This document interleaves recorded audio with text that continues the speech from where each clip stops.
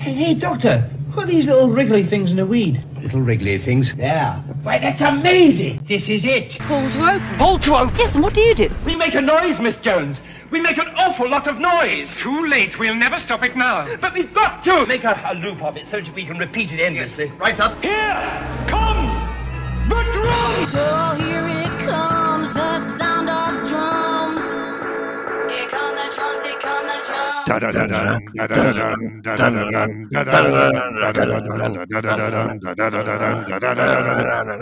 Hello, and welcome to Pull to Open, an ongoing quest to watch the entirety of the television series Doctor Who in random order. I'm Pete Paschal. And I'm Chris Taylor. And if you're not familiar with the series Doctor Who, it's about a madman in a box, and we were a couple of madmen in a box. We're also a couple of journalists, a couple of Whovians of long standing who thoroughly enjoy going through this amazing show in random order. And Pete, what a journey it's been. Should we specify which box we're in, by the way? It's the box in your pocket, of course. That's it's your right. Phone, the podcast app, or whatever your app and really listening this on. It could be YouTube now. We're there too. Yeah, if you're watching us, you'll notice that I'm in a blue box within a box. So I'm many layers deep. I'm like in a Logopolis TARDIS here. Yeah. So Pete, where have we been recently? Well, we've been going from box to box in our random journey here. So previously on Pull to Open, so we were spending a lot of time in the classic series. It was months and months. We were bouncing around Pertwee and Baker and the other Baker. And we were most recently at the classic series at Revenge of the Cybermen, which was 3 episodes ago, which we had a lot to say about. I think that's when the randomizer decided it had enough classic Doctor Who. Was Revenge of the Cybermen was it. Yeah, it was done for at least a couple of weeks because we went right from Revenge of the Cybermen to Series 11 for Jodie Whittaker's first season with the episode Rosa. And we wanted to spend some more time there, I guess, according to the randomizer, because we just left ahead a few episodes from there. And we did the Witchfinders in our last outing. And of course, that was enough of New Who for the randomizer for a little bit, at least. And it rocketed us back in time to the classic series, to a classic, or perhaps for some, the Fury from the Deep. Indeed. The Patrick Troughton episode. In one sense, a missing episode, and in one sense, it is a 1968 story. And in another sense, it's a 2020 story because it was only recently restored with Big Finish and BBC Audio. Animation matched the audio. So It's really an interesting time for us to have come here. Now, there is a restored version. We've not yet had a full and proper missing Doctor Who story on Pull to Open because the animation has always just been a little bit ahead of us, which is great. And not to spoil too much, but that there is definitely a connection with the Witchfinders. One word: mud. Yep. But we'll why the randomizer brought us here might be perhaps a little obvious in this case, but. It's definitely one of these missing episodes. It's an animation. It's strangely, the animation is not on BritBox, at least the US version of BritBox. Yeah. It might be on the UK one. Go correct me if I am wrong. Listeners there in Great Britain. Damn you, BritBox. Damn you. Yeah, it got me thinking, like, what is the criteria, right, to get it on BritBox? What is there a waiting period? I imagine it's really literally just someone's got to get around to updating the deal or whatever it is that BritBox US has, because obviously the rights to shows vary from country to country. And while streaming services have gotten better and at flattening what you get from country to country, like you go back 10, 15 years ago, it was like, completely different sets of content all over the place, but it's a little bit more flat, but still those rights are still a thing you need to actually get specified. Otherwise it's just, you don't have it. It's a very flat team structure, the BBC licensing world. So, an interesting place to go, but we'll get to that. Yeah. After we enter what we like to call the Pull to Open feedback loop. That's right, the feedback loop. And we would love to get some more feedback in the loop in the form of reviews. If you have not reviewed the podcast, hey, this is your obligatory needed message to do so, and at the earliest opportunity. Yes, of course, we're a podcast. Podcasts thrive on reviews. If you don't mind going into the Apple Podcast app, the best place to review the show, please do so. Leave us a one word, one emoji. It's fine.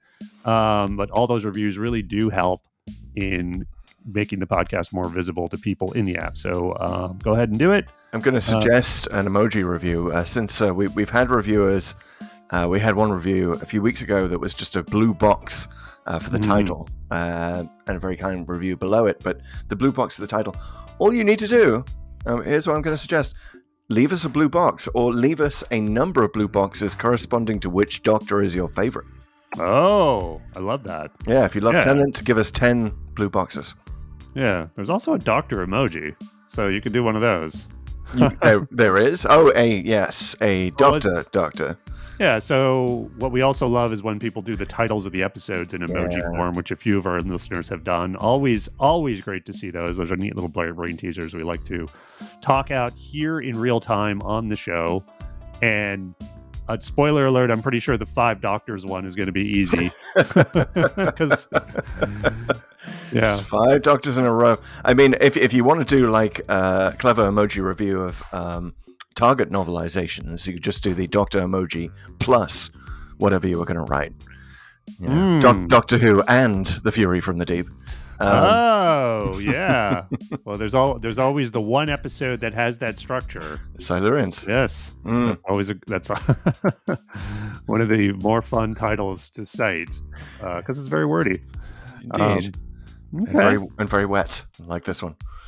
So we're all, as everyone knows, we're also on YouTube, especially if you're watching us, because we're on YouTube.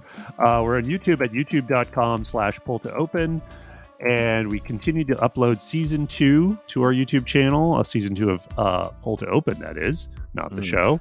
And we're all the way up to the 10th planet now, which was kind of a big landmark episode for us. Was that our first regeneration? Yes, I believe that was. It was our first regeneration. You can go back and live with our podcast, and also my comments about the Cybermen and their appearance, which are now legendary in the annals of TikTok. That led to our first special episode, if you recall. It did, yes. We had some discussion about the nature of conversion. Was it the cyber costumes? It was more upgrading. So if you want to hear about why the Cybermen look different, and beyond that, are the characters supposed to even notice they look different, which was what the nature of my comments. Go head over to YouTube, check them out, because it is it was a matter of debate in the classic series, which I stand by. Less so today. But yes, find out why. To use Gen Z terminology, I basically said that the 10th planet was giving David Bowie. Yes. Classic comments from the podcast a year ago or so. I think it was 1 year ago. I think it was. That sounds right. Moving on. We are also on the socials, of course. TikTok continues. We love our community there. Really good comments recently on everything on Rosa, which is our most recent spate of videos. And we have a TikTok comment of the week. And it is from J Morrison 98 is the handle. And it's speaking to what we had to say about Krasko and his two-dimensional nature in that episode, who was the bad guy. And J Morrison 98 says this: "It always bugged me that we have no idea what happened to him when he is sent in time by Ryan. Did Ryan create racism by sending him back so far? Wow. Did he become a king, or did Ryan send him back so far he gets eaten by dinosaurs? And if so, does that mean Ryan murdered him? The episode didn't need that. Could make a historical episode on racist and how bad things were instead of a time neo-Nazi." Which is again, I think this is sort of mirrors to some extent our commentary on Krasko. He's not a great villain. He's kind of paint by numbers, and it's obviously to showcase the history there. But if you do sort of peel back that layer a bit, you start to wonder some of these questions. And in particular, like, the conclusion we came to the Witchfinders, where I think it would have been better served as a pure historical. Yeah, he seems to be pitching that for Rosa. I don't know if that quite works, because then it's a completely different episode if you do. But it's interesting to think about. I like this comment because it is interesting to think about, and it's just something we kind of didn't have time to discuss on the podcast. This whole question of where did Kraskow go? Right. Because we had a brief scene where Ryan sort of fiddles with the settings and sends him to the past. Was that right? Do we know he went backwards? I mean, this is kind of trusting this technical skills of Ryan with a device he's never really used before. So he could have gone anywhere, honestly. It's kind of like write whatever you want if you want to sort of have a sequel episode that fleshes out Kraskow a little more and where he's from and what he's done, which I'm not 100% against. Again, he was kind of a two-dimensional character to service a historical showcase. But, there's enough there and particularly when he has a vortex manipulator and there's hints of things, like you said, your headcanon, you can fill it in. I'm not against, like, let's get some canon to fill in that. Yeah, and you are, of course, welcome to have whatever headcanon you like. I would advise against the headcanon of Ryan created racism. Not quite sure that really fits with the spirit of the show, or racism. Not really how it works. But I like the idea of like sending him back to getting eaten by a dinosaur. Would have loved a cut scene. Maybe that would make a great sort of Marvel MCU style mid-credit sequence where we see Kraskow and he's like, hey, I escaped. Look at me. I'm fine. I'm in a jungle. This is great. There's lots here to eat. Wait, what's that shadow towering over me? What is that thing? He makes some sort of dismissive slur to the T-Rex so that like he thinks he's you dumb like like he's even a speciesist. Yeah, you dumb dinosaur. You all look the same.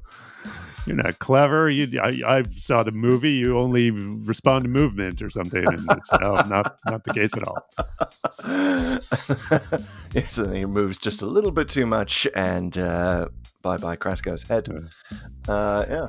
So anyway, thanks for the comment, Jay Morrison. Keep them coming, and you too can comment on our TikTok videos if you simply follow us at TikTok at Pull2Open on TikTok, or Twitter and Instagram at Pull2Open63, where we share things occasionally. Indeed. All perhaps right. more occasionally in the future. But speaking of the future, we have a centenary special coming up. We the do. Centenary of the BBC. What a surprise. Just in case you didn't know what the centenary is of. They might not, because there hasn't really been much talk about it outside of other Doctor Who podcasts, I think, in various places. Because I don't think we even have a trailer yet. Like, not a one in addition to the one we obviously got at Legend of the Sea Devils. So there's still that. But there's been strangely a dearth of information. And I think we're coming pretty close up on the release date. So we're recording this on October 2nd. And we know the special is going to be aired this month. Yeah. Centenary.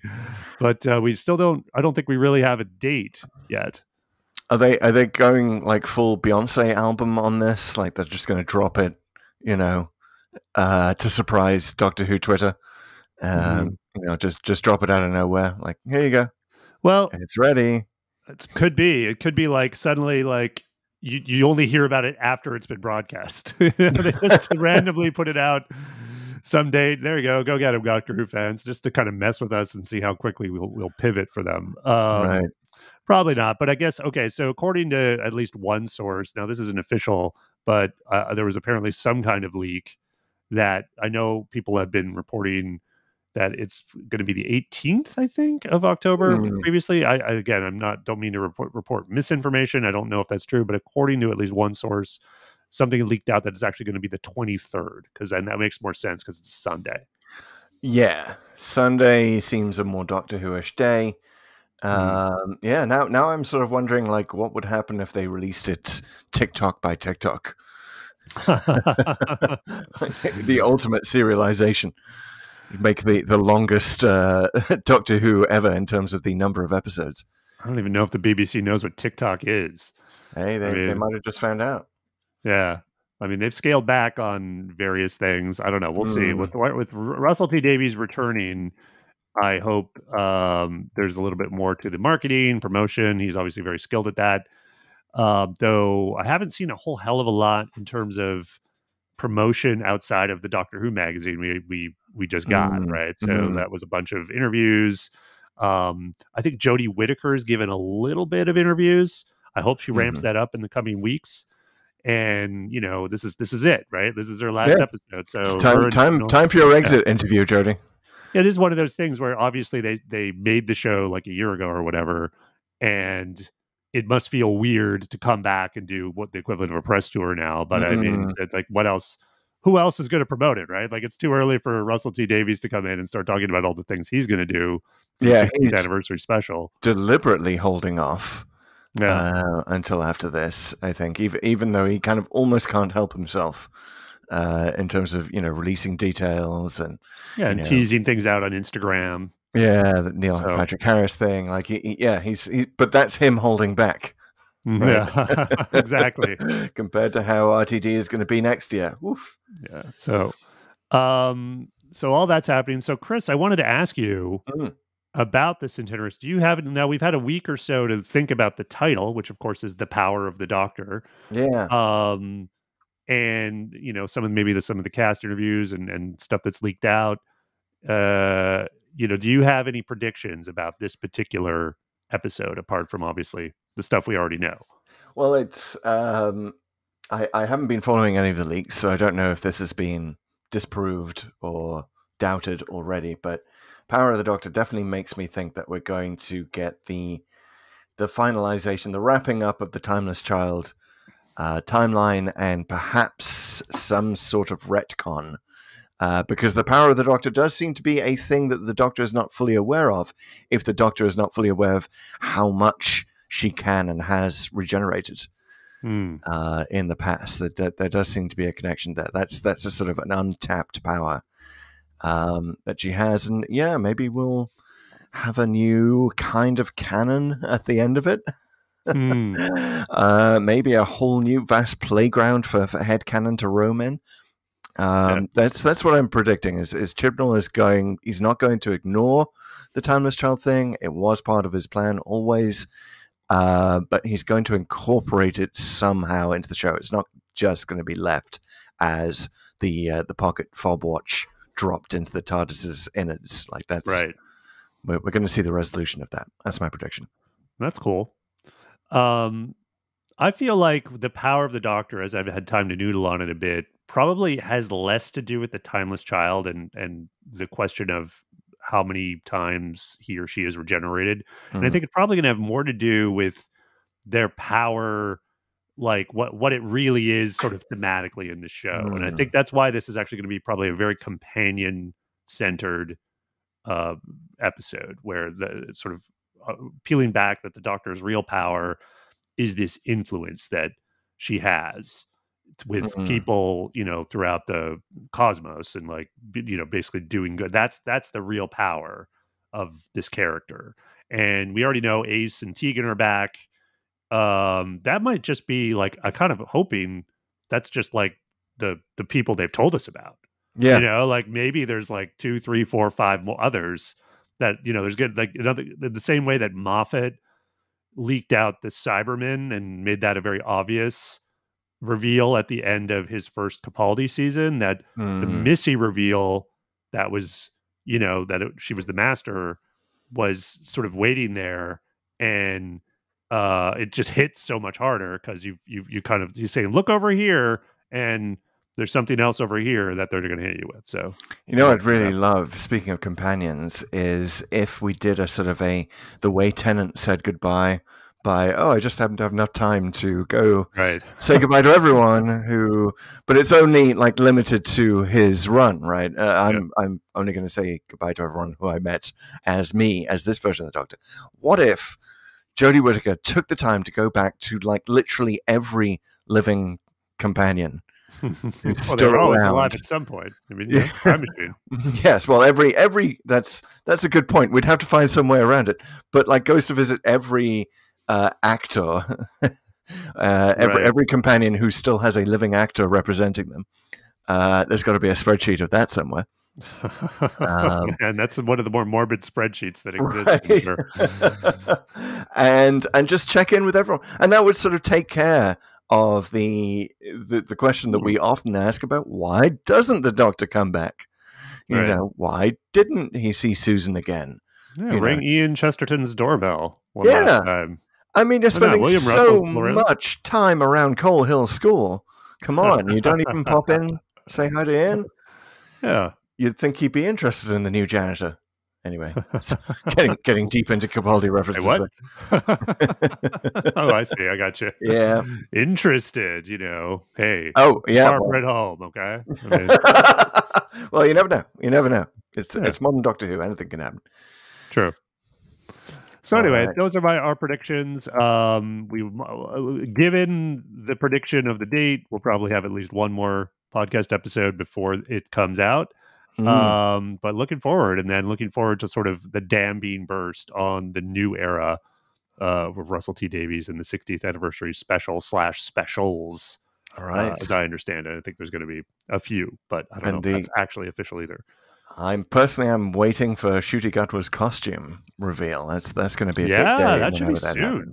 Yeah, I think that should be soon because they must be doing pre-production. I mean, they are. I mean, Russell T Davies just shared out that Instagram where they're working on it. So yeah, I'm sure like within a few weeks, maybe of the centenary special, we'll get something because they'll be filming it by then. If they have to go outside to film anything, he's gonna be in something, and someone's gonna notice. So. It was a thing for Jodie, right? They showed her costume before The Woman Who Fell to Earth. Rainbow stripe. I think so. Yes, because they certainly did for Capaldi. Because I remember that image that was sent out with the tagline was like, it was like this is a stripped down costume. He's just 100% rebel Time Lord. Yeah, I remember that quote too. Yeah, it was good. And he wanted people to be able to wear his clothes, I think. Yeah. As a cosplayer, which I'm pretty sure that was a pricey suit. And you gotta get some good tailored stuff, but yeah, for sure. Yeah. Ncuti Gatwa maybe should just be wearing something that's accessible to everyone. Maybe a Snuggie. Just easy, get the easiest cosplay ever. Which currently, I think, like the easiest cosplay in nerd culture is probably Rick from Rick and Morty. Like you just stick a white coat on and carry a bottle of something and get a crazy white wig or just dye your hair. Right, done. You can do that in 5 minutes. But yeah, maybe Doctor Who can come back and have something fabulous that everyone can wear. And it's just totally accessible. No pressure, RTD. Yeah. We got all your ideas right here. You just come consult us. It's all good. Call us. All right, Chris. Good job stalling there, but I think it's time to refocus the podcast back to what we're here to talk about, which, of course, is the story that is from Season 5, Serial 6, Fury from the Deep, our third Patrick Troughton episode here on the podcast. Yeah. And our second animated adventure after Power of the Daleks. And this is a 6-episoder. It is. Which I'm so grateful for right now. Before we get into the commentary, we will do, as ever, our regular segment, TLDW, Too Long Didn't Watch, Too Long Doctor Who. And definitely Too Long Doctor Who.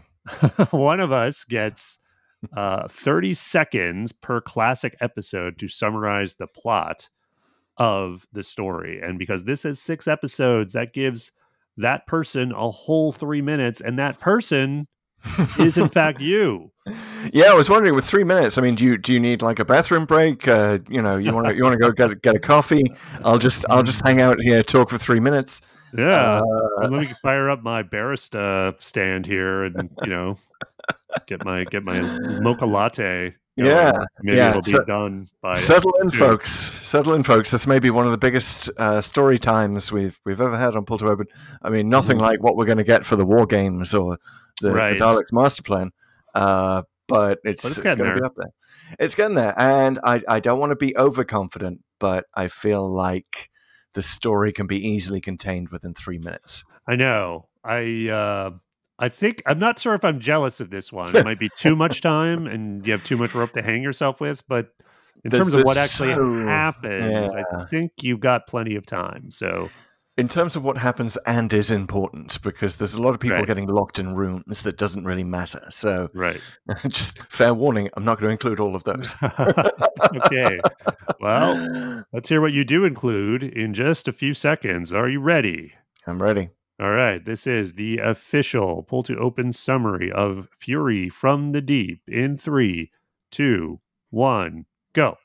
Okay, so the Doctor, Jamie, and Victoria land, or rather they land in midair above the cliffs of England and float down onto the water. The TARDIS lands on water for the first time we've ever seen it. They play around in sea foam. They're like, hey, wait a minute, the foam is coming from this pipeline. And the Doctor uses his sonic screwdriver for the first time to open the pipeline. He uses a stethoscope to listen to it. He's hearing a heartbeat in there. But before they can investigate further, they are knocked out, and they are held in this North Sea natural gas platform system. And there is a dispute there because they don't believe, they think someone's been sabotaging it because there's a lack of communication between platforms. But the Doctor slowly realizes, no, it's this weed.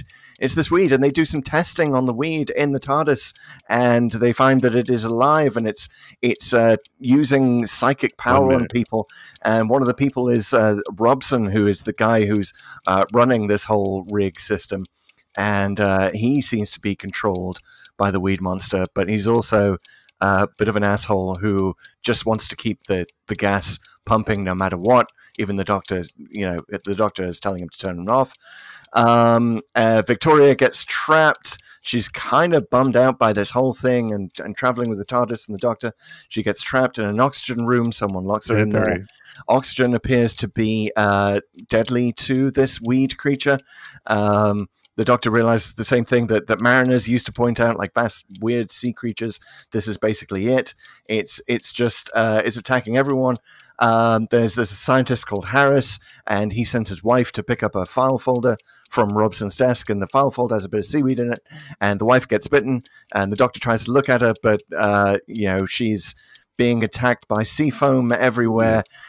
And there are a couple of weird Laurel and Hardy types who are running around and gassing people with their breath and creating sea foam everywhere. It's just a ton of sea foam in this episode, in the story. And finally, we get to a situation where Robson kidnaps Victoria and takes her to another platform, and the Doctor follows in a helicopter, and finally we see Robson and a bunch of other sea creatures transformed, but the Doctor uses the power of Victoria's screams to kill the sea creatures. So it turns out they're also affected by that, and then Victoria decides to stay at the end with the Harrises because she's fed up with traveling with the Doctor, and Jamie is really super sad, so they stay an extra day and have a lovely meal, and then they leave her on the beach, and it's goodbye Victoria.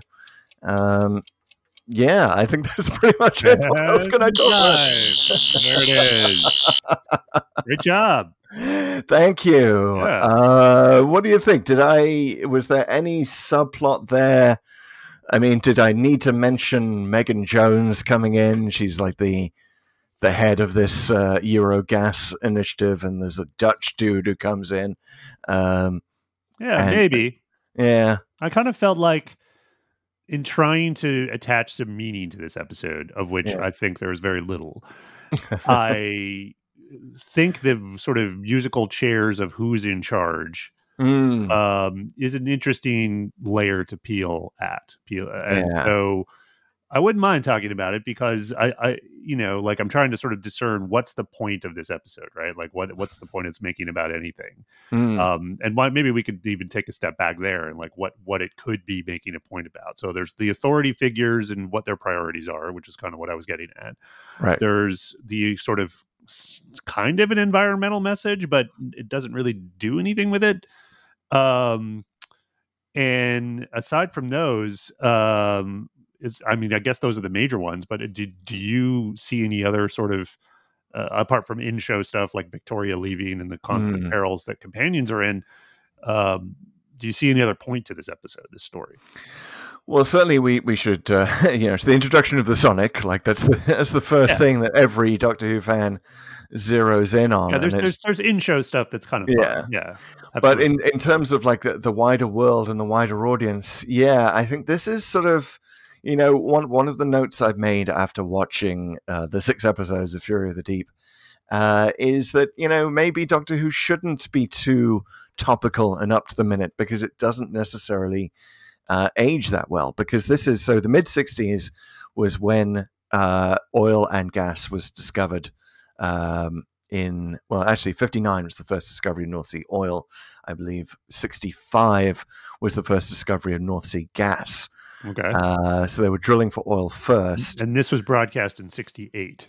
In 68, yes. But as we know, and we'll get into this, Victor Pemberton, the writer, came up with it in 64. So he actually...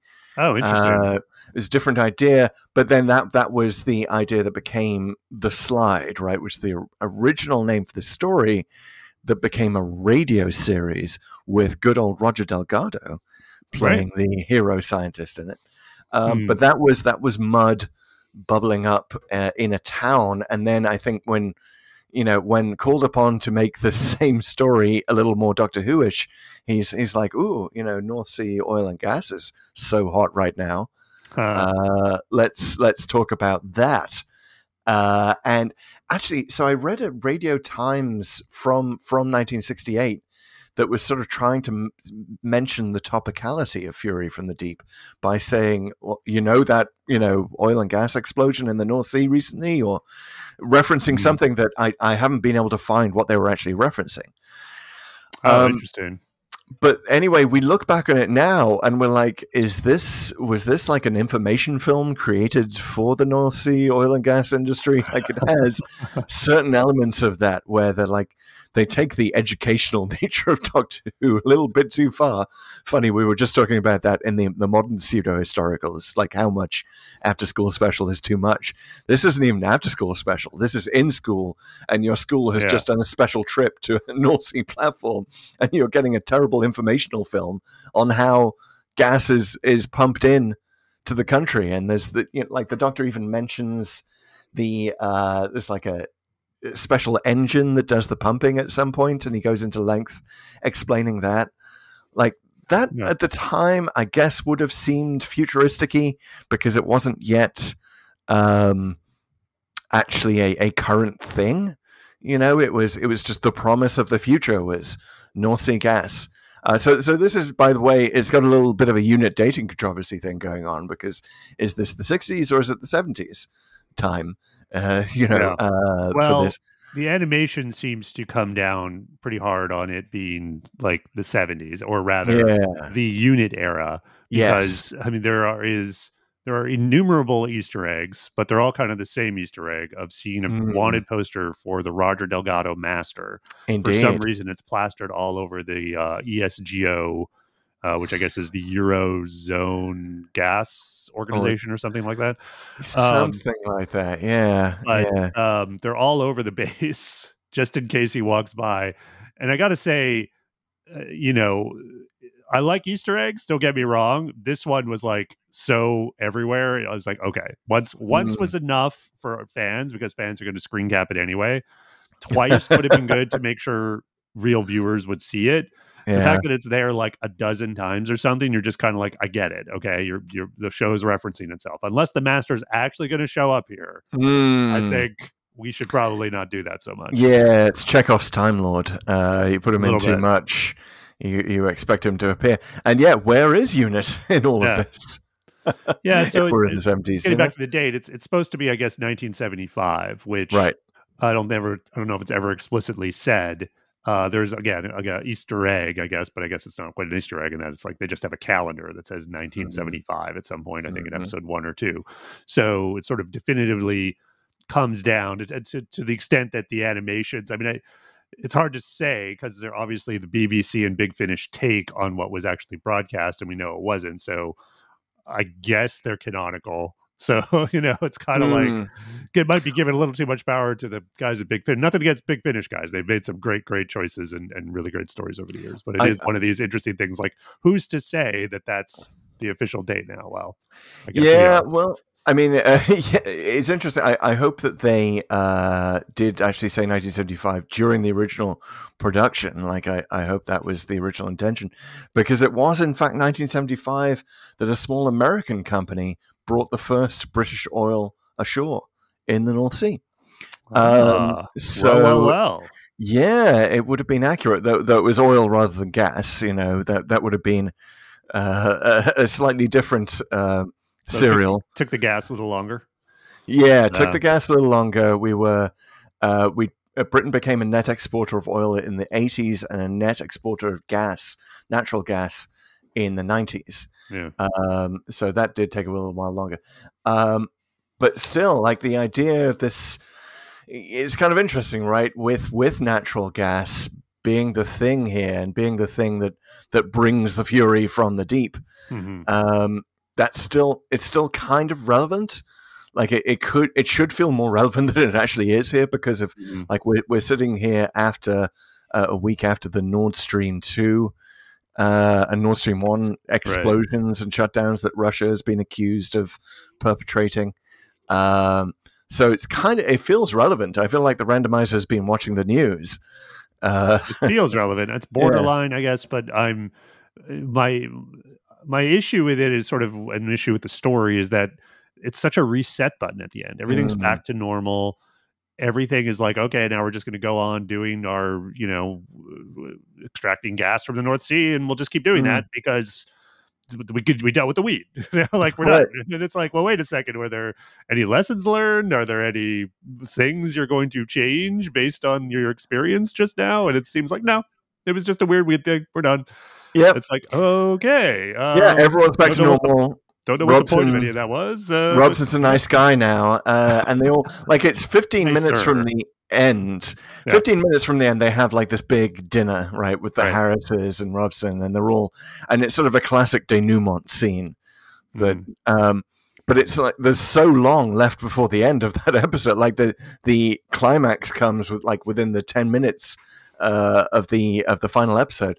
The first 10 minutes, and you're like, is that, as modern audiences were sort of trained to expect more, there's going to be one last thing, right? Like one last tendril coming out of this thing, or what, we didn't get this one weed creature that escaped, and we got hunted down, and trap it on the beach or something. But we don't get that. So. Yeah, it's kind of. It seems like the monsters the weed is dealt with a little too easily, and of course, we must mention just this once, Rose. Nobody dies. Everybody lives. Everybody lives. The line. Yeah. Yes. Everybody lives, Rose. Everybody lives. Just this once. Do you the think doctor doesn't even acknowledge that? Doesn't even make a big deal about it. It's like, oh, everybody's okay. We did good, guys. Which is like, you'd think that, like, if he cares about traveling with Victoria, or maybe he wants to make the case for her continuing to travel, he's like, look, you're upset about this, and yeah, granted, maybe not the best vacation, but nobody died. And also, she saved everybody. Yeah, I mean, it's funny. Her screams. I'm not quite sure what to make of that. Which is to say that. Well, one thing, I watched these with my kids, and this time, it was just Jack. So just because it was so long, and we just couldn't make the schedules work for everybody. But he was observing, his words, how quote unquote useless Victoria was throughout, and she was basically a screamer. Which again, I haven't seen a lot of Victoria's run. I think I've seen this and Tomb of the Cybermen, and that's it. Oh, by the way, pull to open listeners, this is the actual first episode of Doctor Who I had never seen prior to watching it for the podcast, so I was actually doubly excited for it. So I'd never seen it. I did not know the overall structure of the story, what was really, I kind of probably read a synopsis at some point, but honestly, even about halfway through, I still wasn't, I hadn't registered in my head though that this was going to be Victoria's last story. I might have known that in something, but then it wasn't until the foreshadowing really starts around episode 3 or 4, where she's like, oh, why can't we ever go somewhere peaceful or whatever? You start to get in your head, oh, is this her last story? And I was like, I think it is. I didn't even get to that thought until the final episode. I was even more in the dark than you, because I thought that Victoria's sudden attack of depression, like that comes so closely to Robson's attack of depression, that I was just like, is this a plot point? Yeah. Is this part of the effect of the weed? No, now they're making a point about psychopharmacology on top of the environmental mission. Weed is just bumming people out, man. Yeah, we should say, is this, by the way, that one together, the weed. Yeah. They make so much mention of weed that it's very hard to not do. Like, it was hard not to do an entire intro to the show where I pull clips from the show, just like everyone talking about weed. It does like read strangely to modern ears. Especially you put your weed in there. Well, especially as the original ending was supposed to be Jamie kills the weed with his pipes.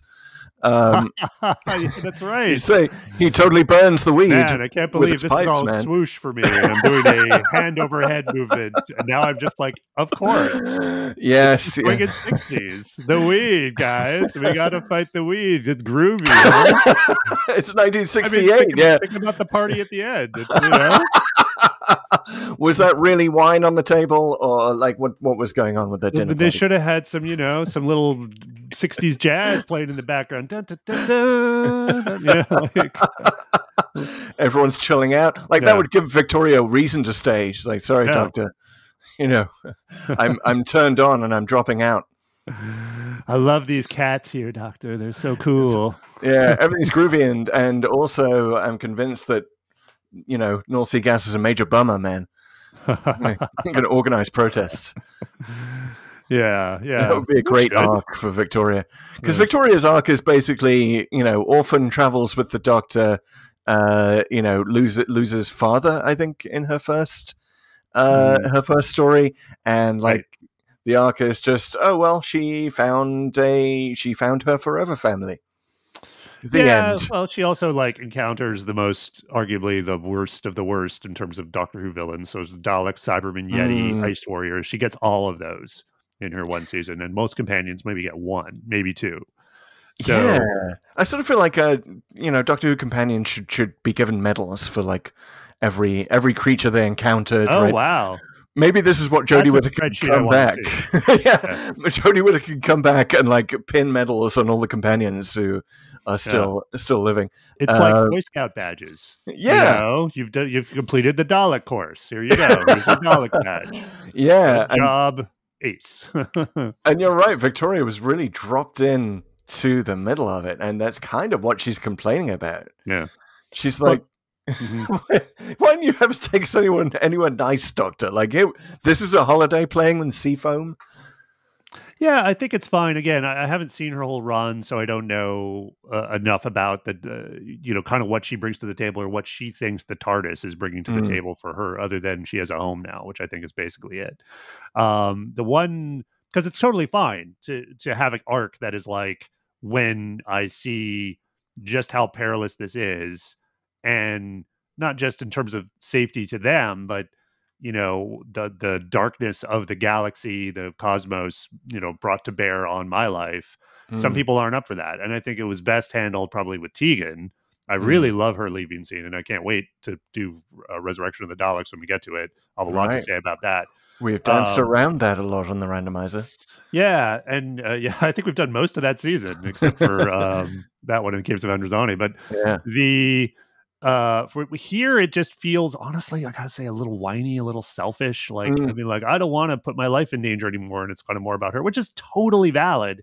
It's just I don't think it's as interesting, and there's just not much of a character there that I can get behind, So it's kind of understandable, but I'm not exactly rooting for you for this. There is, and also the fact that she describes screaming into a microphone as silly. When she knows she's being told that it could literally save lives. And she's like, no, I can't. It's too silly. Pull yourself together, for goodness sake. Reach down deep. Yeah. Think about those Cybermen and what they did. What's about the Daleks Exactly. and how they killed your dad? Like you almost want the doctor to shake her right then. Like again, it's the kind of like 60s equivalent. Yeah, She's the classic 60s screamer. That's what she is. And I got to say, she is a screamer. I mean, she's good at screaming. That like I know you mentioned in a previous podcast, your mother would say Sarah was the best screamer. Yeah, I don't think she watched Victoria. Yeah. I don't think so. She gets the gold medal. And yeah, no one will ever. I don't think there's any other Who story where the screaming saves the day, right? Where it actually serves a purpose, right? And maybe from this point on, the Doctor is subtly, looking for companions who will give good scream, just in case he ends up in that kind of situation with the weed ever again. Yeah. So yeah, it's entirely possible. But there's. We should also mention it's kind of, especially coming straight here from the Witchfinders and having our senses primed for sexism. She is described as hysterical at one point. Yeah. Which, accurate. I'll just say. Accurate, gendered, insult, but also accurate. Yeah, and she's sort of played that way, right? And there's also a scene that really resonated with me, having come from the Witchfinders, where the Doctor and Jamie just sort of, like, it's the first time Victoria acts out. And they just kind of look at her and just carry on with what they were saying. Maybe the Doctor needed to become a woman out of that just so he would know what it was like to kind of just be ignored in that kind of situation. Right. It kind of reads a little weird to us today. It is weird. Time. Like I say, the whole screaming resolution, it kind of like lets her save the day, but in this sort of weird, ironic way that's almost making fun of her. So I don't know if it's good or bad, which is, again, I think this is sort of the issue with the whole serial, in that, like, I don't think it's really fully understands what it's trying to do, and probably needs another draft or two to really have stuff that hits home or stays with you longer, because I just don't think much of this does, unfortunately. I kind of want to see the timeline of this episode and when Yoko Ono started screaming on John Lennon's albums, because it would have been, this is 1968, it would have been right around now. It was like screaming was in. Yeah. Primal scream therapy was becoming a thing around this time. Yeah. Screaming was so hot right now. I gotta say, this definitely, like, and you alluded to it earlier, like, this is definitely a very padded episode, it feels like. And you kind of, we've done some stuff in season 7, which is the first season of Pertwee, and they cut the number of episodes, right? Because Doctor Who wasn't doing super well. They weren't sure how long it was going to go, and they were trying to, essentially make it more efficient, which I think in a big way saved the show, because I think you had fewer stories like this, where it's so clearly like they had budgeted for more episodes, so we just got to do 6, even though this is probably a 4-episoder at best in terms of the stuff that actually happens. And you have things like the weird red herring of the oxygen being the thing that's gonna save them, and then it kind of does, but it kind of doesn't, and then the screaming is really the thing, but it doesn't add anything other than sort of giving Victoria sort of the way to save everybody. And all the back and forth in the corridors, they're being threatened, and then there's a bunch of times the weed recedes and stops for no reason. Yeah, like it's just like, oh, we were just here to scare you for a minute, and now we're gone. Like, is this the only time that a monster doesn't get a name? Oh, Midnight never got a name, right? That's true. Yeah, that's a good point. Yeah, but maybe the only time in classic Who, because you're sort of, as Whovians, we're sort of primed to expect, watching Fury from the Deep, that at some point it will be announced as something like the Morlax or Morax or whatever the Witchfinder monster is called. The Synoid. We've been here for billions of years, Doctor. Colonizing all worlds. Well, yes. This is a good time to get into a discussion about the weed. Like, what is it? It's never really made explicit what this thing is, and whether there's actually an intelligence behind it. And there's bits of dialogue here and there, but they're kind of contradicted. So early on, the doctor, not that early on, but once the threat is clear and the doctor knows it's this weed thing, he talks about how it's parasitic. And Yes. it seems to me that the weed itself isn't intelligent, but it has sort of this evil bent to it that uses the minds of the people it infects to further itself. So it's a bit zombie-like in that sense. So that's what I kind of took that to mean. But then in episode 6, at the beginning, and you can take it with a grain of salt because Robson's mind has obviously been affected, but he talks about his masters, right? And he talks about, and he refers to like the human planet. He says that at one point, like we're going to get the human planet. So it seems to like fall back on this language of an alien invasion, which some kind of intelligence behind it. So again, it would have been nice to flesh that out and sort of make that more, even if you don't want to give answers, which is okay, like have them think about it. Like all I can think about is in terms of the equivalent is The Thing, where in that movie, one of the best movies of all time, for sure, in my book, you never get full answers on the nature of this thing and the intelligence behind it, but that's okay because that's the point. It's kind of making you think about it, right? And consciously giving you hints on whether it's intelligent or not, what it actually is, what it actually does. But I thought that was a masterclass in like giving you just enough to create a headcanon that terrifies you, but never really like say to you, okay, these are the rules and this is exactly what it is. So here they don't quite do that, and they don't even seem interested in doing it, even though there was an opportunity. And the doctor isn't interested, which is very undoctor-like. Like the doctor's just like, oh well, had a nice meal off in the TARDIS, not going to be curious about this random weed monster. Take a sample. Yeah, I mean, he already has taken a sample, right? Yeah, I guess so. I love that they do the chemistry sequence in the TARDIS. Yeah, that was cool. Yeah, the doctor's like chemistry corner with K's in it. And then they. But it's like, he's got Victoria over here doing one. It's like the doctor running a proper lab. It's got it's shades of Liz come along later, Liz Smith, and it's yeah, it does all right. I didn't mind them going back to the TARDIS. Do you want to talk about like the TARDIS, by the way? Oh, like, floating. Do I want to talk about the TARDIS? I want to talk about the TARDIS. Like, that was weird.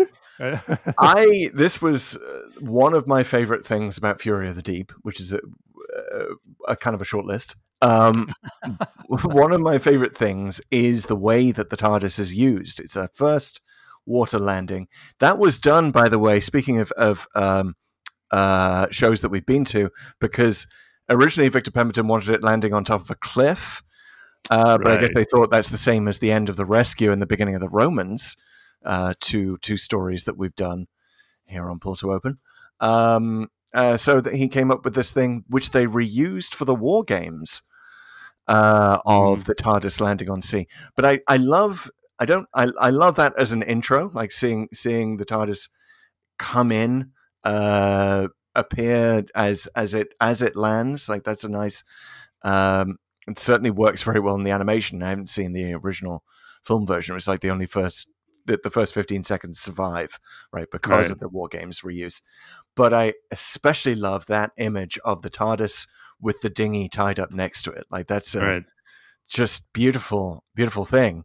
I mean, it makes total sense that the TARDIS. I guess the perception filter was really on for this one, because none of these, North Sea veterans seem to be noticing that there's a police box just stuck there out in the water.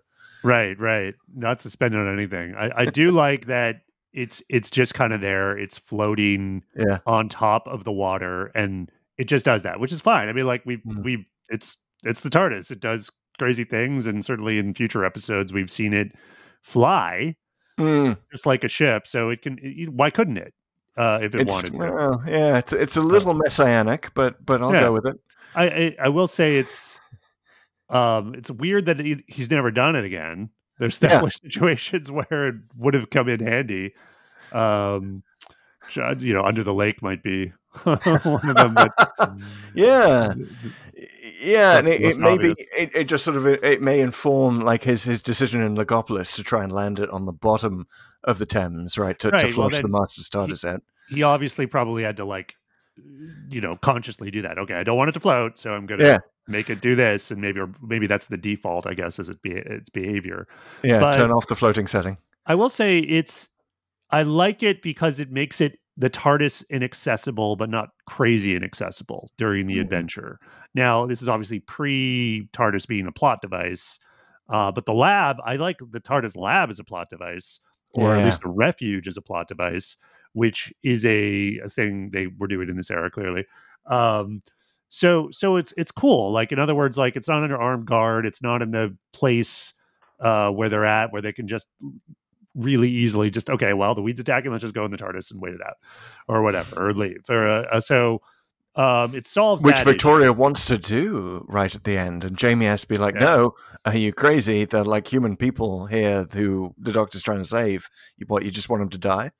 Yeah, and it's funny, like, again, I don't think the script in that sense serves Victoria well, even though, again, it makes sense. And you contrast that with, say, the new series in Rose in The Party of the Ways, where it's one of the best exchanges between the Doctor and Rose, where she's like, well, couldn't we just go back early and warn everybody? He's like, I can't do that. We're part of events now. But there's a thing the TARDIS could do. It could take us away.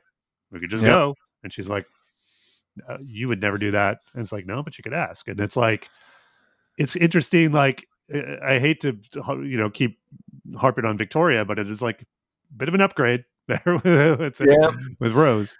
Yeah, and it's it just sort of doesn't leave us well disposed towards Victoria. But you're right. I'm glad that the question gets asked. I feel like the question should get asked much more, and you would sort of go through that fear phase as a companion to the Doctor. Yeah, you're just like, oh, I just want to go back to safety. Like, it's a very primal urge.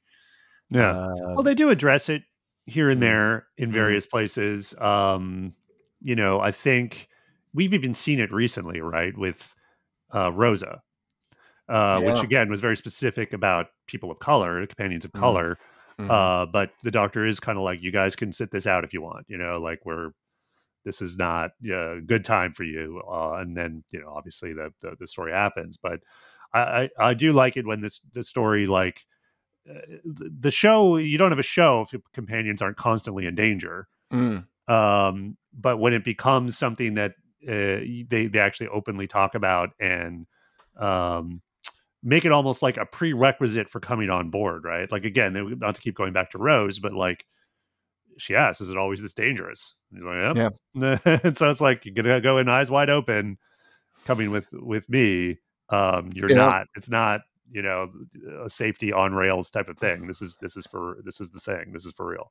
Speaking of self-aware moments that almost feel like modern show worthy, right? The point where Jamie points out, we always land in England, never in Scotland. The TARDIS must be broken. Yeah. Which is, I sort of feel like the Doctor filed that away for future use, and that's why he had so many Scottish incarnations going forward. Like, okay, Jamie. Like, you finally made it back to Scotland, Years of Light. Exactly. Like, there are the Zygons. Yeah, we can't forget that this time. We forgot it last time. Indeed. Yeah, it's I like that moment where they're just like, here's a potential reason for why the Doctor might be visiting England all the time. It's just he can't pilot the TARDIS. The TARDIS itself really likes the English weather. Maybe it's like, maybe going to England for the TARDIS is like taking a shower. Like, you feel so much cleaner afterwards. You just get washed off by all the rain. But it's interesting to compare this to. It sort of forms a loose trilogy, I think, with two other stories that we've been to. One is Inferno, right? Which would be coming up shortly, and then one is the Green Death. Yeah, definitely vibes. And the environmental message gets less subtle with each one, right, as you move on. But each has got their, this is going to provide power for all of England, kind of thing.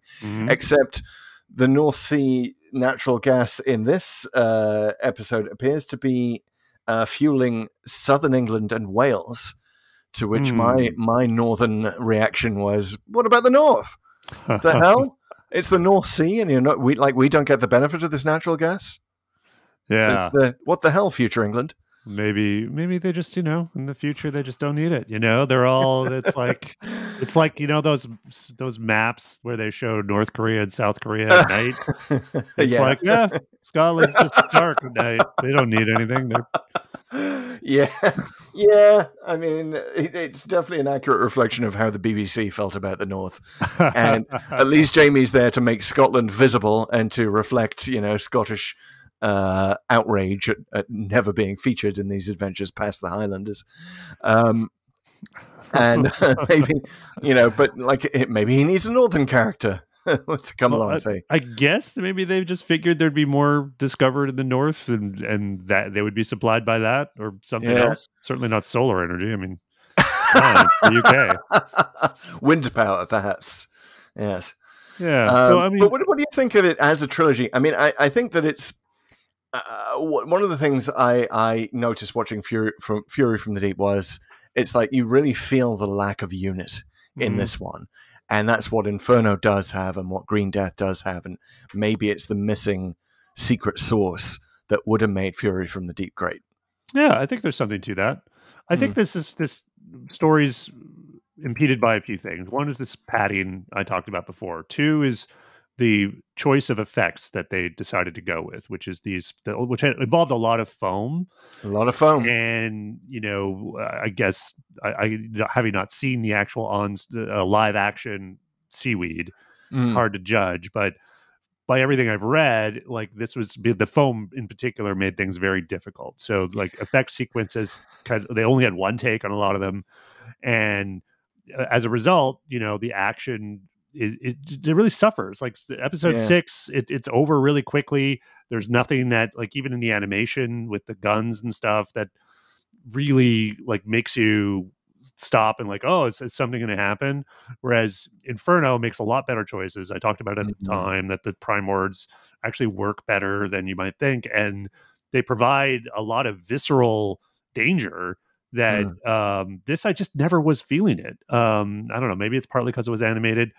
So it's impeded by those things. And then third, I mean, as I talked about at the outset, it doesn't follow through with its point. If it has one, if it's making an environmental point, and it seems to be there needs to be something at the end that is whoa, that was a bad idea.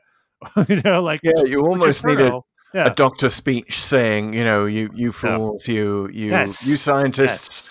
You scientists thought that, you spent so long worrying about whether you could that you didn't think about whether you should, basically. Well, you think about some variation on that. Yeah, and you think about how Troughton is sort of closing out here, and he's doing great, his normal thing, whatever, and it's all panicky at the time, but then he's laughing with everyone. There's no, think about Pertwee at the end of Inferno, and he's been driven almost nuts by his vision in the parallel world, and he's taking spanners and smashing things, and he's just stop this drilling, he is just fully converted into this, this is the worst idea humanity's ever had, don't do this, and then he tries to right away. And then he tries to get away at the end, he is Victoria in that. Yeah. The equivalent of Victoria at the end of Inferno is the Doctor tries to leave himself, right, and he tries to take the TARDIS console and leave the Brigadier forever.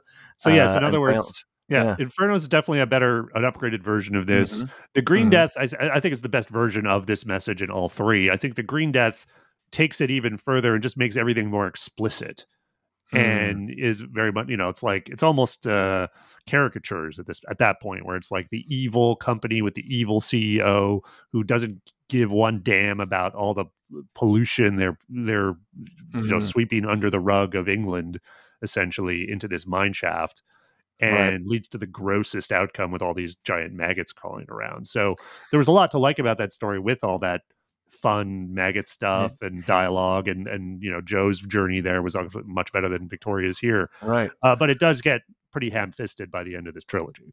It does, and Joe is once again a reduced to a lab assistant. The way the Victoria is, right? But there are similar chemistry scenes, right? It's still Doctor Who trying to teach you a bit of chemistry. Yeah, it's kind of interesting that hadn't changed. That's absolutely fine. Yeah. Nothing wrong with that at all. But yeah, so oh, by the way, did we unpack the sonic screwdriver a little bit? Yeah, I was just thinking about that. So let's talk about how it came to be. First of all, it was, I believe, was it the props guy who says, hey, it just seems weird that the Doctor would use a normal screwdriver for this. How about a sonic screwdriver? Right. Troughton's like, yeah, cool. He picks out a prop. He drops the prop in the pipe, which is like, what, they couldn't get it back? they didn't have one of those grabber claws that could go, because now we don't even know what that prop looked like now, right? There are no surviving pictures of the original sonic screwdriver. It says it was like a pen light of some kind. So I sort of fading memory, but I do know there's something similar. I think he uses in the war games. Right. So that's probably the equivalent of whatever that prop was. But he ends up having to use Victoria's or Deborah Watling's whistle from her life jacket. Yeah, exactly. So it doesn't look like a lot in this early audio. Yeah. And they sort of big it up for the animated version. They make it 4 screws instead of 1 big screw, I believe, is the change they make. Right, which kind of makes a little more sense. Yeah. In terms of how you would actually build a thing. Like, how would you ever attach anything with 1 screw and make that actually work? But it's also interesting that the Doctor doesn't think of using the Sonic ever again in this story once it's been introduced. Yeah. Like, not to harp on the Chekhov's gun trope, but this is definitely Chekhov's sonic screwdriver that doesn't go off by the end. It could have been used to enhance Victoria's screams or something. You could sort of in your headcanon think about like all the things they magically sort of create at the end in terms of sonic weapons, and they must have built those somehow pretty quickly, and I gotta think the sonic screwdriver was involved in that. But that's a bit of a stretch. Yeah, it is kind of nuts, right? Because it's like Sonics do end up being the thing that they defeat this creature with.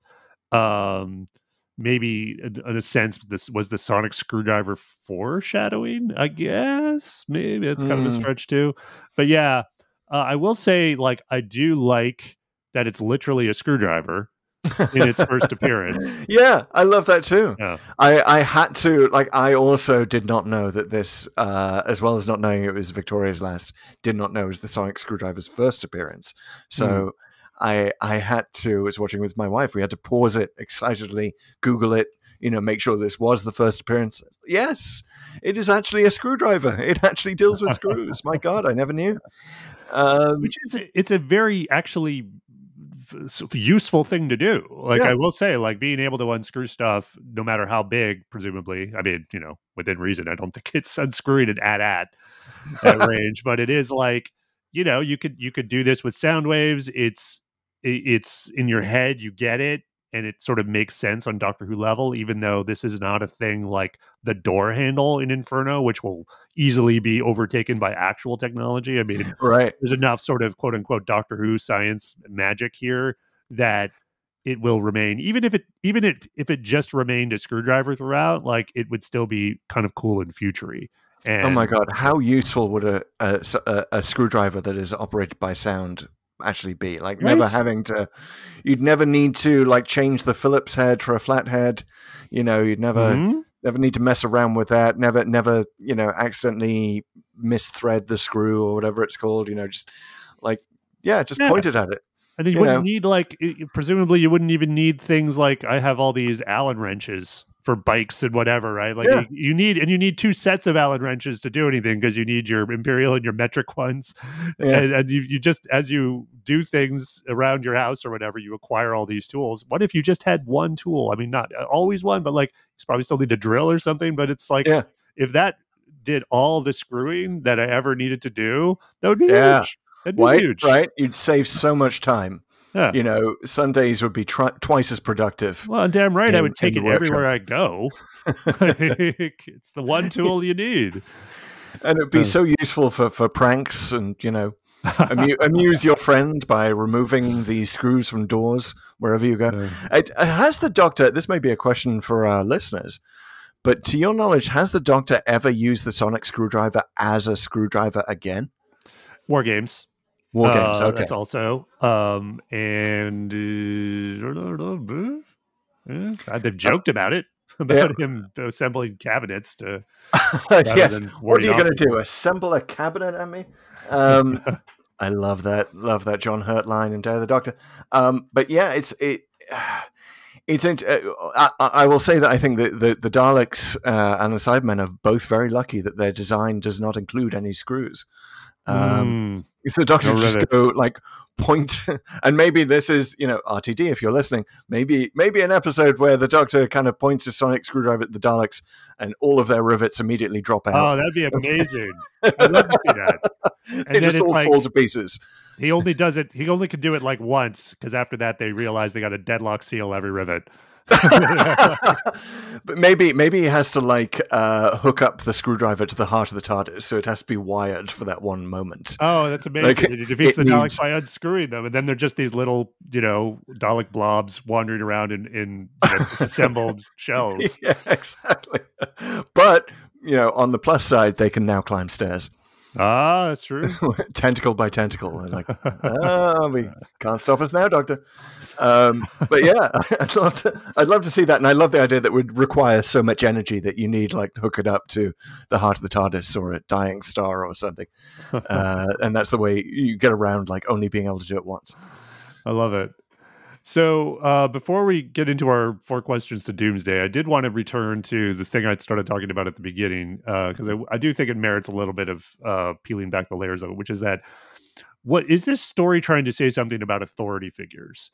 And you have a number of them here, right? You have Robson, who's, the guy with practical experience, but he's sort of driven by seemingly this need to perform or to have a perfect record or what have you, to ensure that the base keeps operating, which is why he's so obstinate and doing the wrong thing.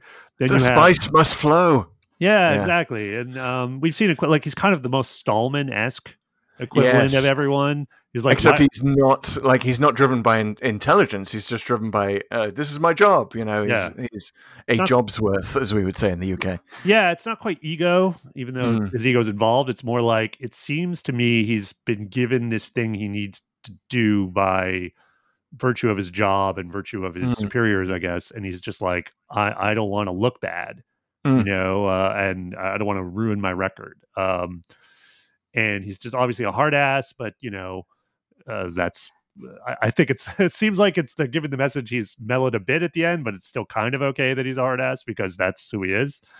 I don't know. It is kind of amazing that he gets invited to dinner with the Harrises after having pissed off both of them so much and shown so little care or interest for Maggie Harris. I know. Mr. Harris is like, but my wife. Like half of his dialogue is my wife. Yeah, well, in fairness to Robson, that got really tiresome by 3 or 4. And again, for the character, I get it, but you're clearly compromised now in terms of how you can perform and what you can do because of your personal concerns. So you're not a good authority figure either. Yeah. Then there's the Dutch guy, Ben Hutchins or something like that.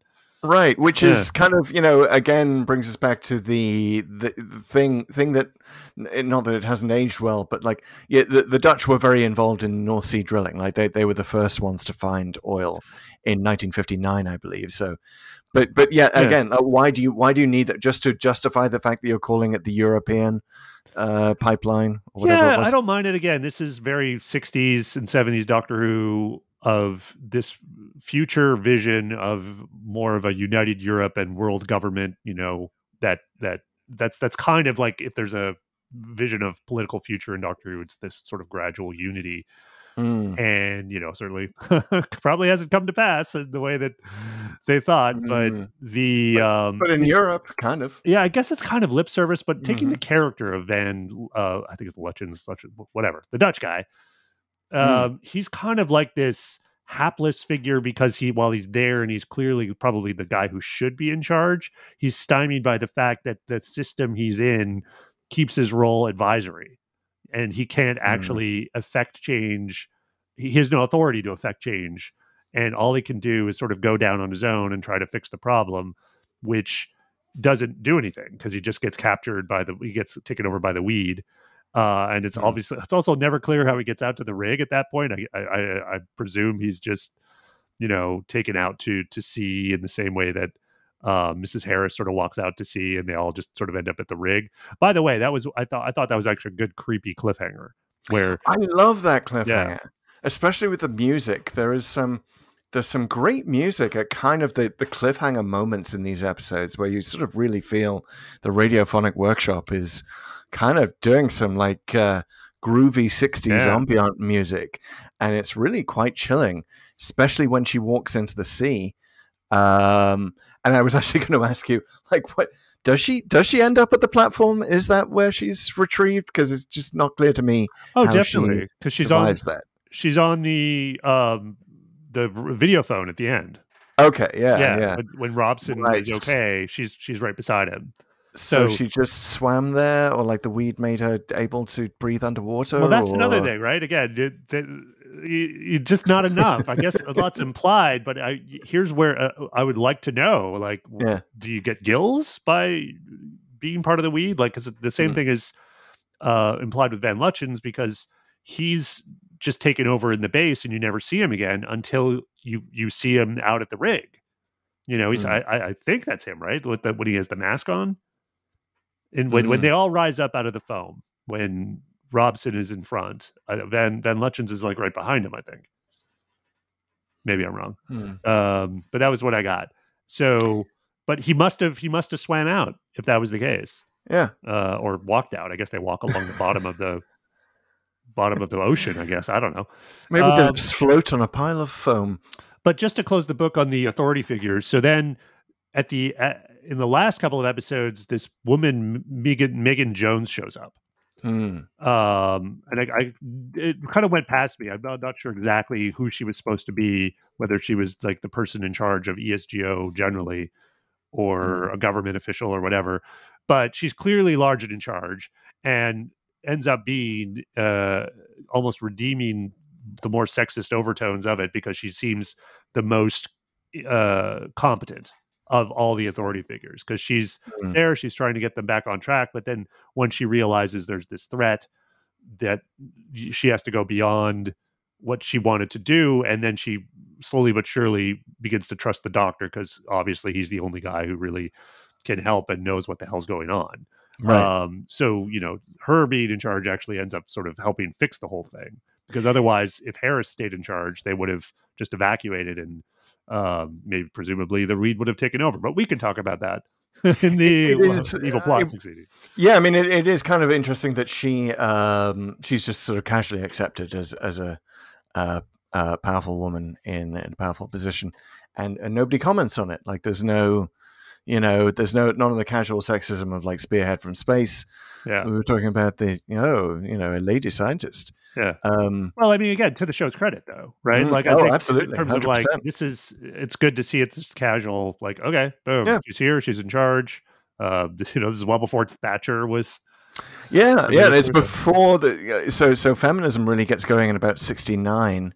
Like the second wave feminism, I forget which wave it was, but like it really sort of explodes as a thing a little bit after 1968. So so it's especially nice to see Doctor Who ahead of the times here. One way in which I think this is not aged well is the way that they approach the sea foam when they first see it, and this was apparently a ad-libbed moment or a spontaneous moment where they just sort of like they were just having fun. Fraser Hines and Patrick Troughton and Deborah Watling were just messing around on the beach, and like they start throwing foam in each other's faces. And well. It just got, well, first of all, like if you see a bunch of foam on a beach now, would you tell your kids to go play in it? No, you but see foam on a beach now, it kind of reads as something's gone wrong, right? This is some chemical bullshit, right? If I was a college student, though, I might. Yeah, that's fair. But they did apparently at the time. I found a review from the New Statesman of this. God knows why the New Statesman was reviewing Doctor Who, but anyway, they described it as ludicrous larking about on a beach. See, I like the scene because it's fun and it is I didn't realize it was spontaneous and not scripted. But I'm kind of glad it was, and they left it in because it's just like we're just goofing around, and it's just a very real kind of TARDIS team moment, and it was really nice to see the story sort of begin with that. Right, but to have like no ill effects from that, nothing at all goes wrong. Yeah, they're just mucking about in foam. It makes it just seem a little light and weird and a bit fillerish. But yeah, it's always nice to see Patrick Troughton have fun.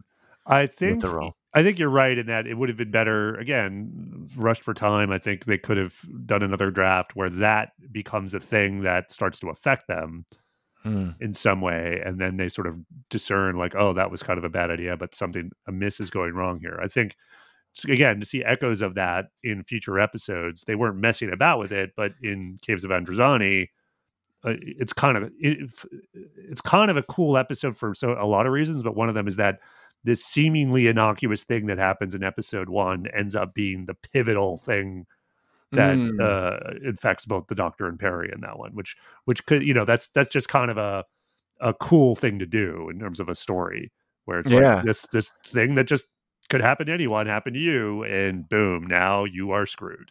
So I guess we've now identified like 3 ways in which Fury from the Deep does not adhere to the Chekhov's gun principle. Right? We've got Chekhov's foam, Chekhov's sonic screwdriver. But if you see it as 1.0 of all these things, the Doctor Who rightly, and it was good they upgraded all of those things and did them right in future episodes. So they did. They had to start somewhere. They did, and I'll give Fury from the Deep another piece of credit. It did teach me how the Dutch pronounce The Hague. The Hague. I must report to my superiors in The Hague. That is actually accurate. That's how you say it in Dutch. You're picturing this giant pig that he's reporting to. I must report to Den Haag. You're not talking about Boss Hog, are you? How did he get in charge of, the Netherlands? If only the Hague was in charge of all of us and would actually prosecute some war crimes. That'd be great. But, so I'll give Fury from the Deep other credit too. I do think the animation is very good in places. There is Jack in particular really liked episode 4.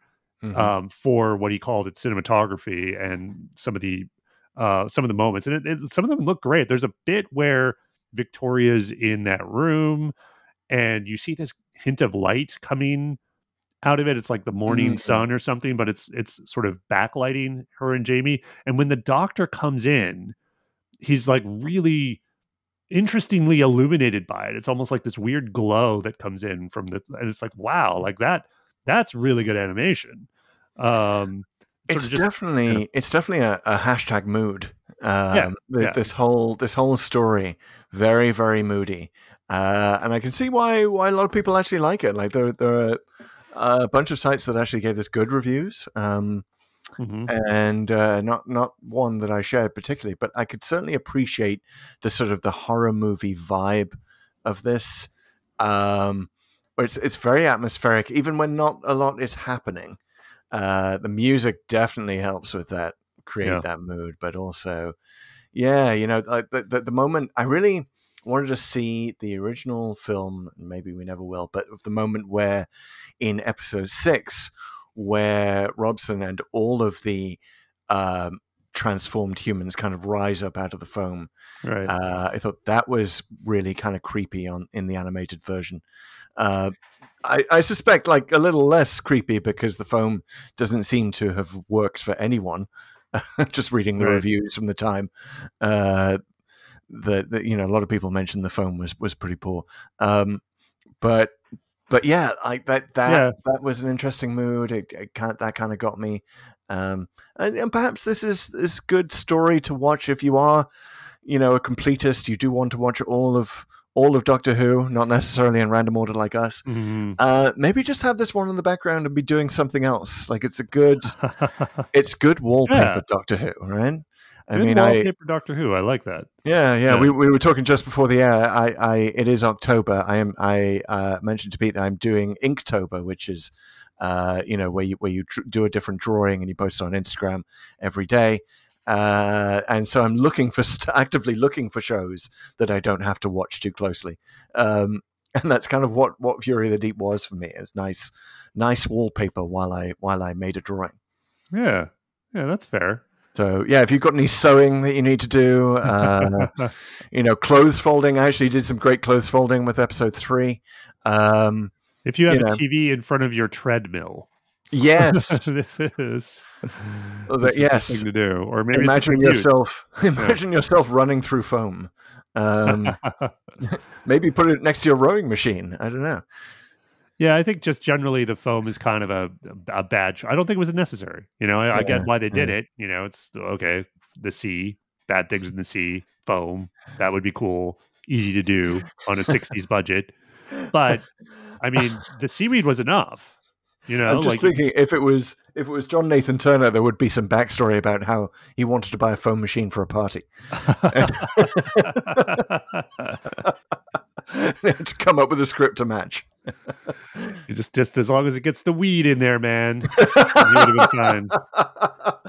Oh man! So one more Easter egg I do want to give you credit for is the International Electromatics one. So when you get a close up on the loudspeakers, it says IE. The logo's IE, and their catchphrase apparently is "Be like us." So what is that a reference to? I didn't recognize it. Oh, well, that is a reference to the Invasion, of course. International Electromatics was the company that the bad guy is in charge of in that episode. But also, of course, be like us. Cybermen catchphrase, yes. A little bit. So a little reminiscent of we've talked about the Twitter account where that very much puts conversion in an appealing modern framing, right? With the don't get woke, get converted, or whatever it was. Cybers Industries. Cybers Industries, right? Yeah. So it's a nice sort of flick to that. But no Magpie mention here. No Magpie electricals. Oh, there wasn't, was there? Interesting. Yeah, I guess that can't do it all. Next time. But yeah, maybe the Cybermen had interest in the foam, but ultimately decided it was too silly. Well, maybe they simply had questions about it, but we have some questions as well. Questions that demand answers, Chris, and those are, of course, the 4 questions to Doomsday. Dun, dun, dun. And the first question is, why did the randomizer take us here? Well, we know why. We know why. I've written under my answer to this question that I typed out beforehand, mud. Yes. Because the mud creatures in the Witchfinders and the fact that this threat was originally pitched as mud rather than foam.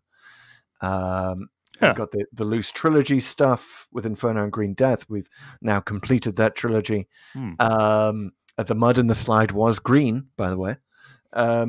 It is topical with Nord Stream 1 and Nord Stream 2, and the whole question of natural gas still bedeviling Europe right now with the war in Ukraine. The randomizer definitely knows that I like weird TARDIS episodes, so the TARDIS floating on the sea definitely counts. And that's a lot of reasons. You had me at mud. It was to me, it was just so obvious. Witchfinders, mud creature. This was supposed to be a mud creature, at least in the original slide. So there it is. Yeah. All right. Anything else that we can say why it brought us here? No, there's nothing else. Nothing. Although I will say that the randomizer has set out a challenge for itself, I will say, in that I want to see an episode now that redeems Victoria in my eyes. Because I did not come away liking her. So this is kind of my challenge for later. But it is. We didn't mention in our recap as well, but we also did recently go to the Two Doctors. Which mentions Victoria, which not only has Jamie, but also mentions Victoria as having been dropped off.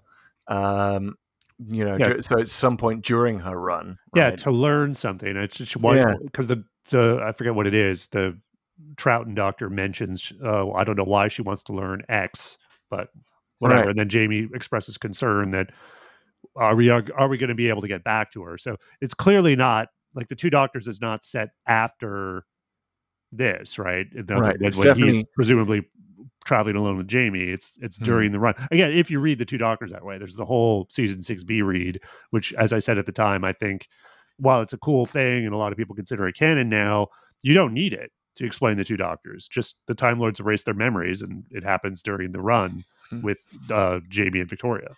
Can you here we go with our pull to open trivia question? Do you remember the other pull to open episode where that mentions Victoria? The other story we've covered that mentions Victoria. Oh, is this a trivia question for me? Yeah, trivia question for you, Pete. Can you?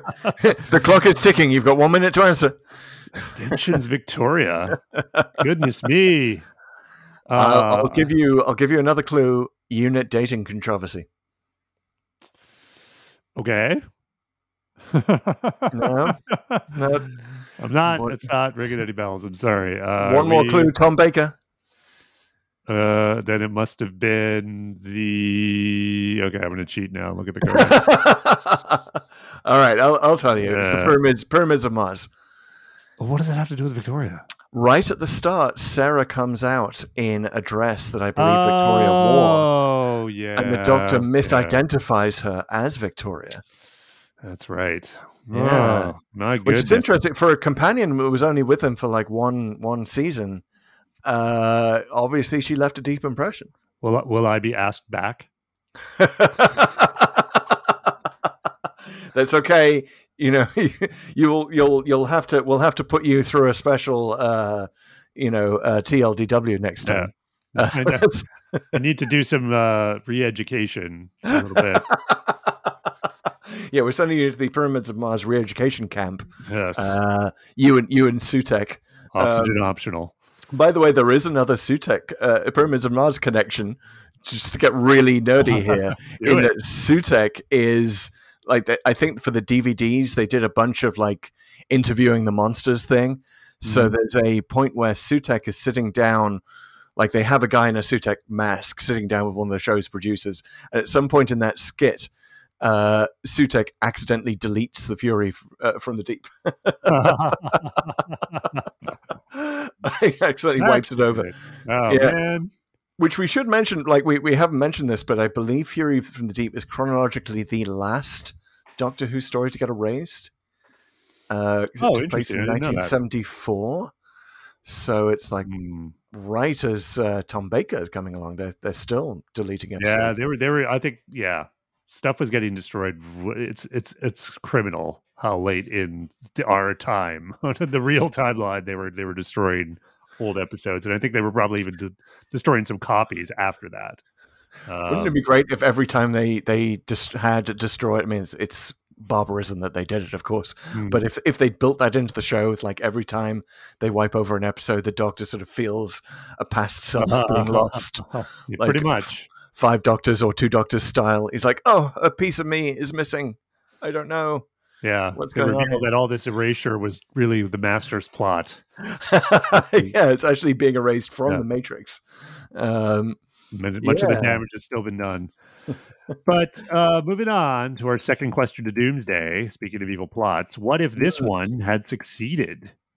And I guess, obviously, it's the Weeds evil plot, which, again, we don't really know the nature of it, but presuming it does succeed, so I guess... Can I just say, by the way, on the seaweed front, I'm going to add this as a reason why the randomizer took us here.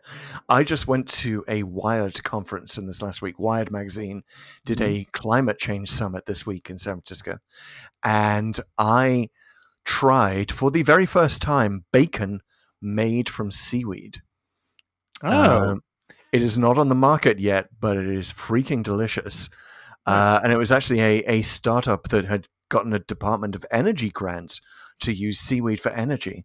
but they discovered that the oil they were coming up with was actually much more effective as a nice fatty, tasty oil. So they're now making bacon out of seaweed, and it tastes exactly like bacon. That's amazing, and I don't doubt it, because I'm glad you brought up seaweed as a food. Yeah, because I remember I probably never really had it or knowingly had it until I took a trip to Korea some time ago for when I was a tech editor, and I was visiting Samsung or whoever.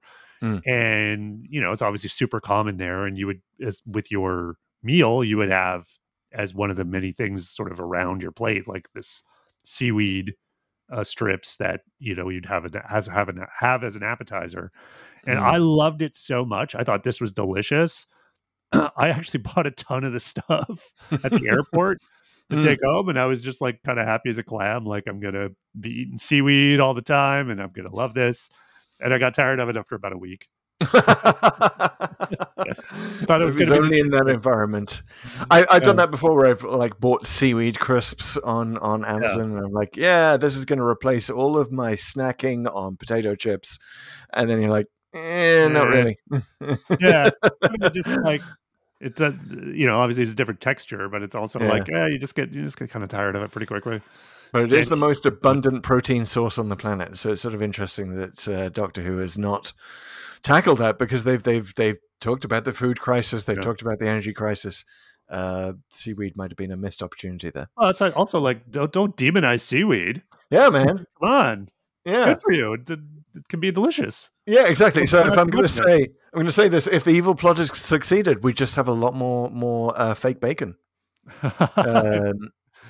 Good for the world. Exactly. I mean, eventually, is it really so bad if everyone gets taken over by the weed creature? Like, what does the weed creature even want? Now we're all here and we're furthering more seaweed, and everyone's consuming seaweed, I guess. Well, maybe that's cannibalism, though. Maybe the randomizer has become a vegetaririan. And this is what it's trying to tell us with the seaweed stories, with the two doctors. And the two doctors really affected the randomizer. Yeah, it's like it's not eating meat from now on. So let's say it does succeed, and it takes the Doctor over. Yeah, presumably. Well, that's the only way it could take over the planet. Yeah, because I just don't see it happening if it doesn't have that knowledge and that access to the TARDIS and just the ability to kind of think on that scale. So if it does take over the Doctor, then I think Earth is effectively doomed. But how badly doomed is it if nobody really dies? Yeah, and also given the Doctor's historic blindness here for Scotland and the north of England, maybe it just takes over the south of England and Wales. There was actually a deleted scene from the script, I believe one of the last things to be deleted, where we see the seaweed or the foam or both take over a conference on land, because now it's got access to the pipeline. It can go anywhere, so they have this sort of, to build the sense of peril, they have a bunch of scientists at a conference, and then they're all taken over by the weed. Oh wow! So like before they defeat it, right? So presumably that conference is also gets the sonic waves or whatever. I guess, yeah. I mean, it's probably a reason why I imagine it was cut just for budget. We can't set up another conference room, and that would take another 2 days, and another few £1,000 that we don't have. Yeah, I guess we all get taken over by the weed, and we all have to put on white gloves to hide the seaweed climbing up our hands. Or maybe we don't. Maybe we're now proud of our new seaweed masters. We all just work a lot harder. I sort of feel like if Robson is any example of like a seaweed based employee, it's going to be hella good for productivity. Work a lot harder at what though? What are we doing? Are we just like whatever our jobs are everywhere? Like we're going to get a little more histrionic about things. Funny, like if you think about the scale of this thing, so the first we see of the weed is like the tiny little breakdancing weed that we see from the file, and then gradually it builds to episode 6 where you have these massive, like, Power of Kroll sized tentacles right coming out at the Doctor. Apparently, it was, in the original, by the way, apparently it was just one tentacle. But that is one advantage of the animation is you got all of these tentacles coming out of the sea. Yeah, so all these things are coming out. So if you scale that up even further, I can't wait to see Weed World, where like it's basically like Starro the Conqueror in space, right? Like the Earth is just this giant tendril, and it's like they're coming out to the other planets and stuff. Like that would be mental. I would love that. I think, Pete, if we were to write a spec script and shop it around Hollywood and just call it Weed World, I think it would get greenlit. Hey, unintentional pun. Directed by Seth Rogen. Yeah, exactly. Get Seth Rogen on board, and he's just giggling maniacally as the seaweed comes out everywhere. He tries to smoke it. Yeah, he's already attached just on the title. It's boom. What you exactly. I love it. Yeah, okay. If Pulled Open mysteriously ends at this point, know that we have made it big in Hollywood. All righty. Well, that's about as good as we can get on the evil plot succeeding here. So we got to move on to question 3, which is by the way, unless the evil plot was to get Jamie to play the bagpipes. Oh. Oh my God. That would have been legendarily bad, I think, in the history of Doctor Who. That'd been the way that it ended. I'd love to see like a Curse of Fatal Death episode where that's the plot. Like, we have to get Jamie to play, and then like that's going to destroy everyone's eardrums. And oh my God, Doctor won't be able to do anything anymore. Yeah, Fraser Hines dodged a bullet on that one for sure. So question 3 is, where is the Clara splinter? And all I can figure is like like I said, Van Lutyens needs a ride to the rig. Yeah. Does she get in a little motorboat or something and take him out there?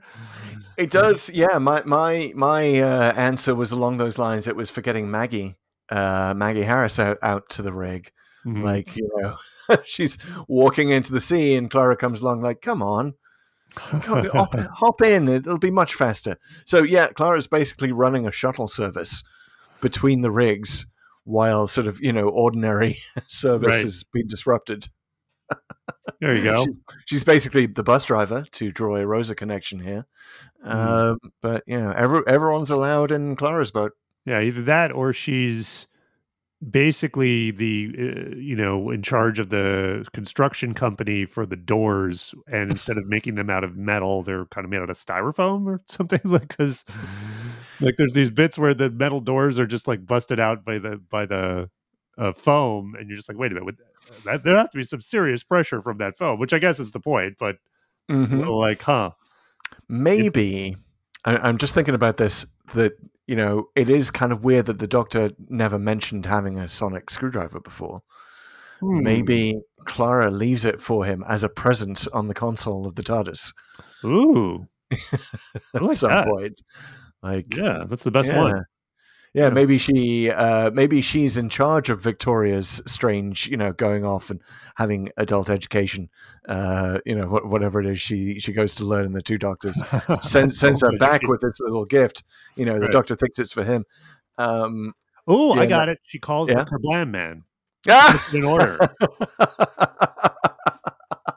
Yeah, and no one's in the console room at the time, so the Kablam Man just leaves a note. Yeah. It's been left right outside the TARDIS door. the Alexa on the Doctor's console lights up to let him know that he's got a delivery. It just says from the Impossible Girl, and she's like, "Wait, who? What?" And he just files that away in the back of his head.